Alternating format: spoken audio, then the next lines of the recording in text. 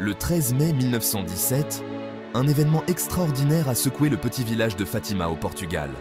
Le soleil aurait dansé dans le ciel, témoigné par des milliers de personnes.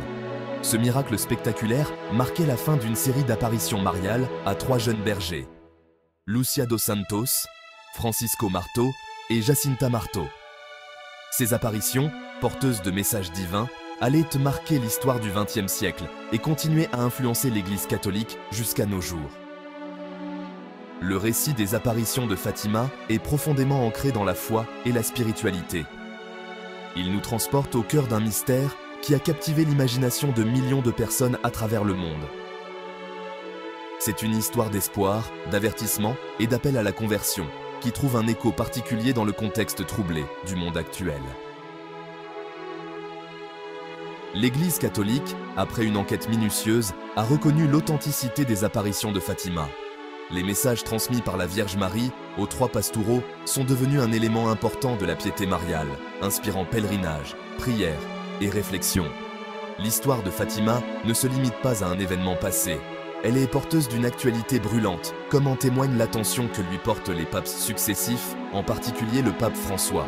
Ce dernier, profondément marqué par le message de Fatima, y puise une inspiration pour guider l'Église et le monde vers la paix et le renouveau spirituel. Deuxième partie, les 3 pastels, Lúcia, Francisco et Jacinta. Au cœur de l'histoire de Fatima se trouvent 3 enfants ordinaires, que la Vierge Marie a choisis pour être les dépositaires de son message. Lúcia dos Santos, âgée de 10 ans, et ses cousins, Francisco et Jacinta Marto, âgés respectivement de 9 et 7 ans. Ces enfants vivaient dans une simplicité rurale, entourés de la nature et des traditions de leur village.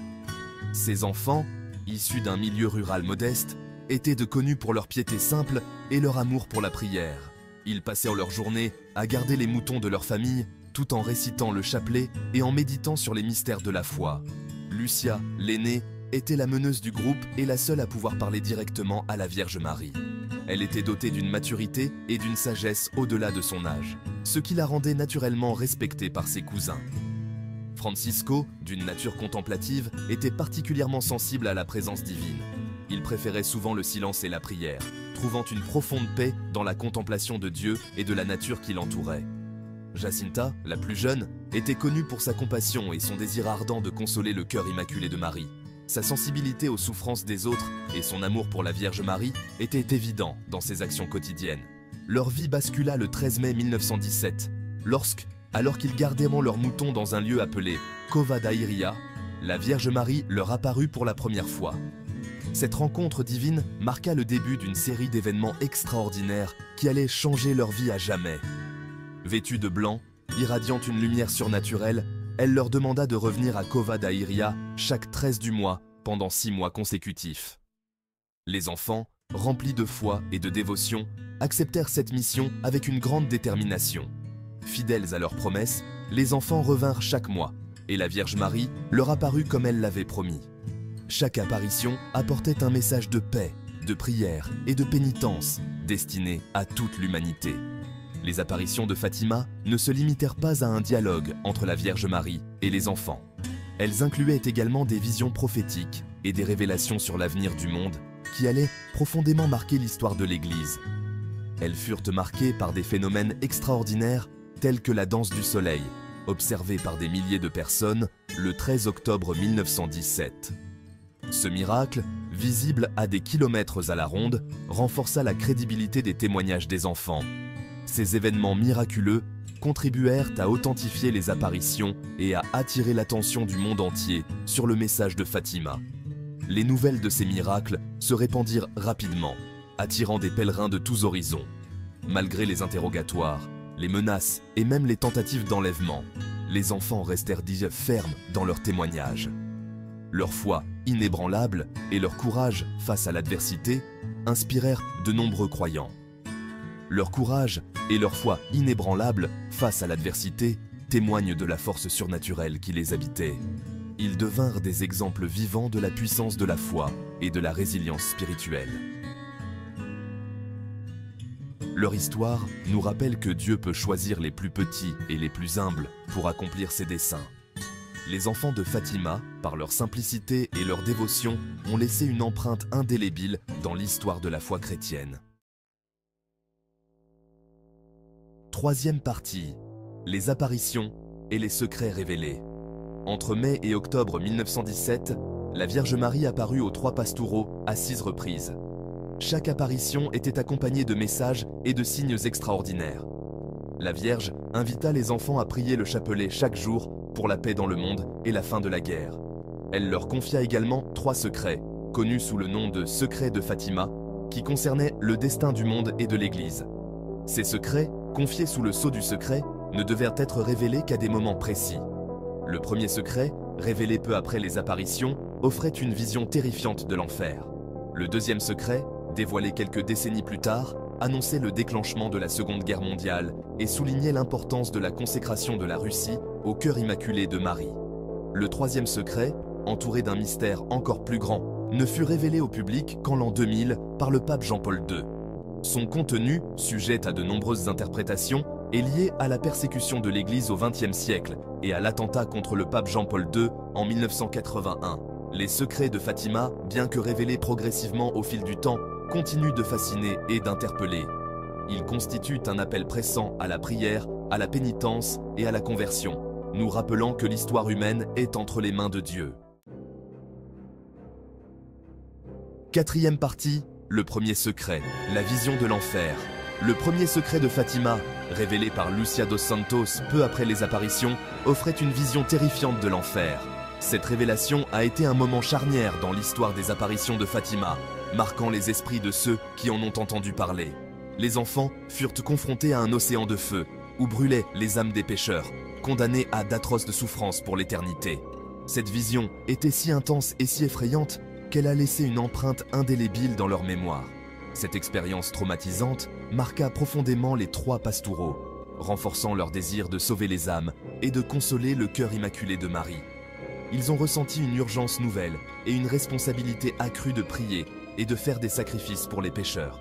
La vision de l'enfer, bien que difficile à contempler, n'était pas un simple avertissement morbide. Elle servait de rappel puissant et visuel des réalités spirituelles souvent ignorées ou sous-estimées. Elle soulignait la réalité du péché et de ses conséquences éternelles.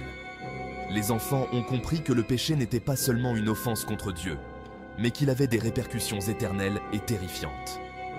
La Vierge Marie, dans sa miséricorde maternelle, souhaitait épargner cette souffrance à ses enfants et les appelait à la repentance et à la conversion. Elle voulait que tous comprennent l'importance de vivre une vie en accord avec les enseignements divins. Le premier secret de Fatima nous rappelle que nos choix ont des conséquences, non seulement dans cette vie, mais aussi dans l'au-delà.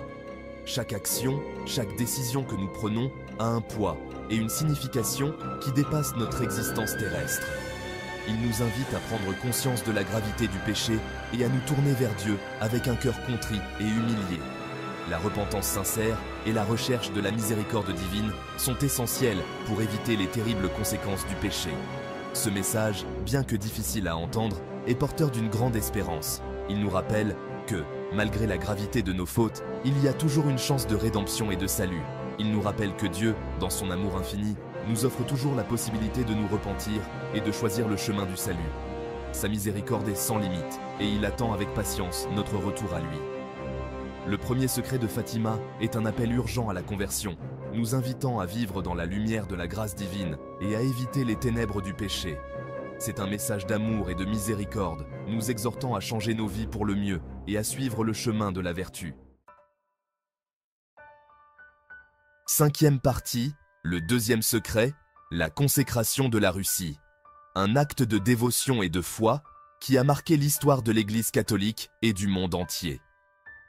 Le deuxième secret de Fatima, révélé en 1941, annonçait non seulement le déclenchement de la Seconde Guerre mondiale, mais soulignait également l'importance cruciale de la consécration de la Russie au cœur immaculé de Marie. Ce message prophétique a été pris très au sérieux par les fidèles et les autorités religieuses. La Vierge Marie avait prévenu que si ces demandes n'étaient pas exaucées, la Russie répandrait ses erreurs à travers le monde, provoquant guerre, persécution et l'anéantissement de nations. Ce sombre avertissement a résonné profondément dans le cœur des croyants, les incitant à agir. La consécration de la Russie, selon le message de Fatima, était la clé pour obtenir la conversion de ce pays et la paix dans le monde. La Vierge Marie a insisté sur le fait que cette consécration devait être faite de manière solennelle et publique, en union avec tous les évêques du monde. La Vierge Marie demandait aux fidèles de prier pour la Russie et au pape de consacrer solennellement ce pays à son cœur immaculé, en union avec tous les évêques du monde. Cette demande a été vue comme un appel à l'unité et à la solidarité dans la foi. Le pape Pie XII, répondant à l'appel de Fatima, consacra le monde au cœur immaculé de Marie en 1942, en pleine Seconde Guerre mondiale, puis renouvela cette consécration en 1952. Ces actes de dévotion ont été perçus comme des gestes puissants de foi et d'espérance en des temps troublés. Le pape Jean-Paul II, profondément marqué par le message de Fatima, réalisa également cette consécration en 1984, en union avec tous les évêques du monde. Cet événement a été un moment de grande signification spirituelle et historique, renforçant la foi des croyants. La chute du communisme en Europe de l'Est, quelques années après la consécration de 1984, fut interprétée par beaucoup comme un signe de la puissance de l'intercession de Marie. Pour de nombreux fidèles, cet événement a été vu comme une validation des messages de Fatima et de l'importance de la consécration. Le deuxième secret de Fatima souligne l'importance de la prière et de la consécration au cœur immaculé de Marie pour la paix dans le monde et la conversion des pécheurs. Ce message continue d'inspirer les croyants à travers le monde, les incitant à prier et à œuvrer pour la paix et la réconciliation.